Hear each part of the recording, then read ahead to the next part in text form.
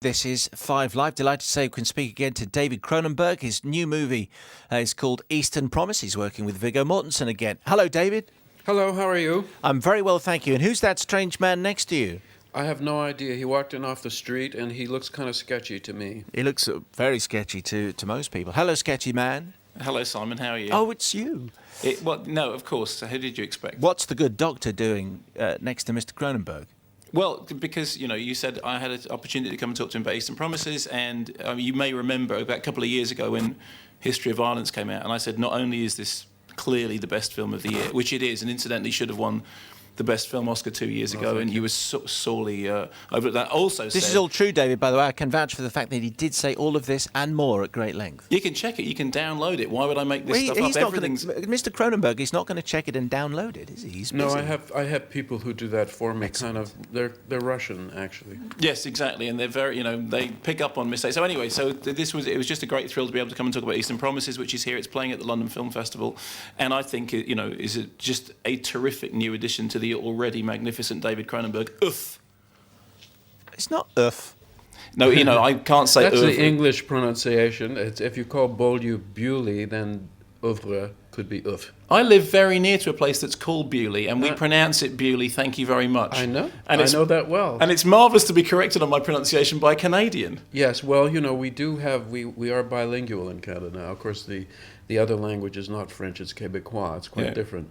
I have to say, David, also, the other thing that the good doctor there next to you went on, I'd say that because he is a proper doctor, went on and on about is that Viggo Mortensen is the new Robert De Niro.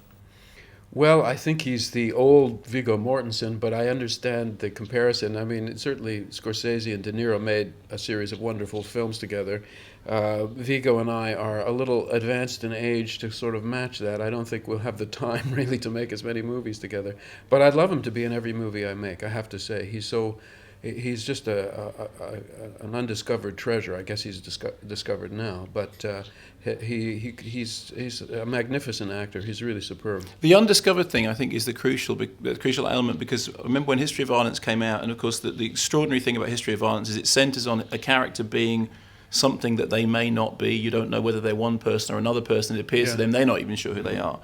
And I know several people were really knocked out by just how nuanced Mortensen's performance was in that film. And actually that was the point at which I said, and not in any ironic sense, he is the new De Niro, in as much as I had never seen somebody do such a complex character so almost completely, totally. And at the time people said, well, he's great and he looks really handsome, but can he really be that good? But I think History of Violence did prove to people just what a versatile performer he was. Well, I love to hear you say that. I really thought it was so subtle that it kind of hurt him when you talk about Oscars and things like that.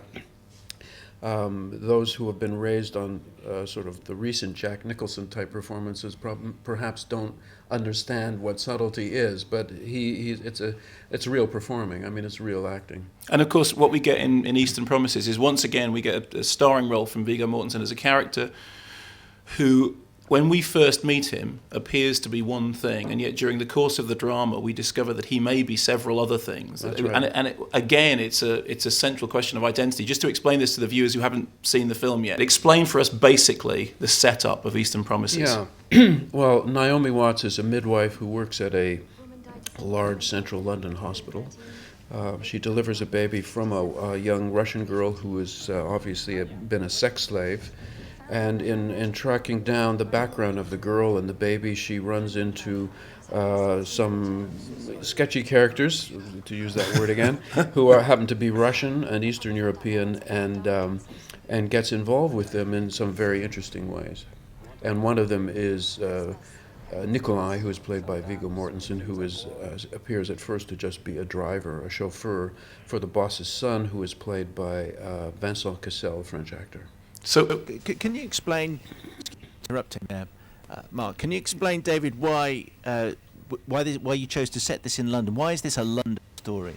Well, it really was Steve Knight, the writer's decision to do that, and he knows London very well. He wrote Dirty Pretty Things for Stephen Frears, which also dealt with sort of subcultures within London, in that case African and Turkish, in this case Eastern European.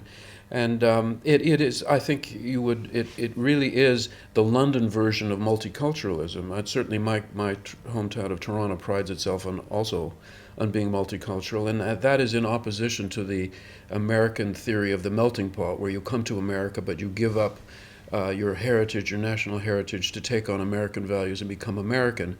Multiculturalism, the idea is that you're able to keep your religion, your language, your food, your dress, and still somehow participate in the umbrella culture, which in this case is English. And you could do a multicultural story in Toronto, and really you could do it in New York or Paris as well. But this is a very specifically London version of that. I mean, the characters do speak English.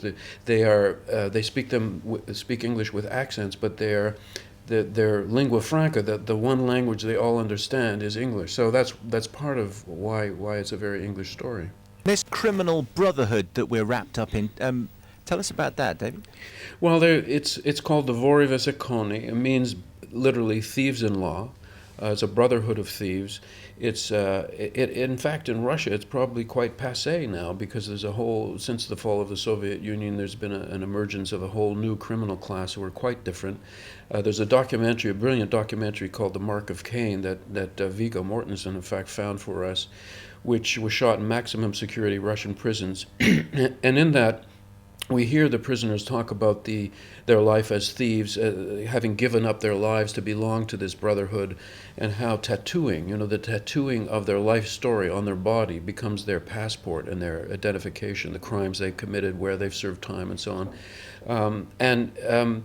But at the end of that documentary, there's a lament by a very old, well into his 70s anyway, Russian criminal, who says, the new criminals these days, they don't know what the tattoos stand for. They don't understand the meaning. They'll just tattoo anything on their bodies for fashion.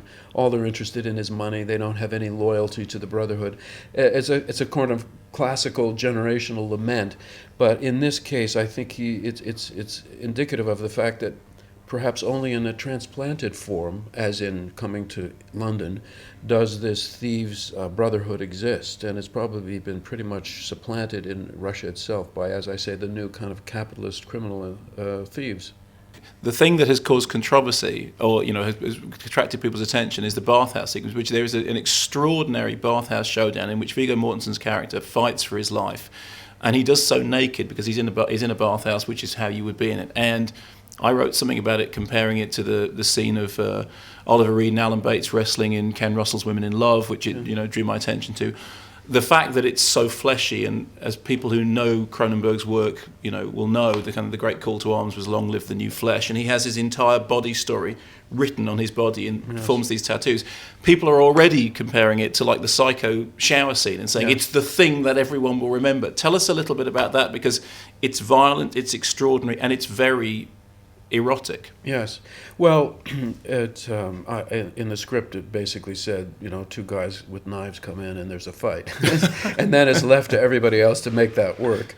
And it was obvious. I mean, the rationale for being in the bathhouse is that the criminals are going to do some business with each other for the first time. They don't trust each other. They want to see each other's tattoos. They want to see where each other came from and whether they should trust each other.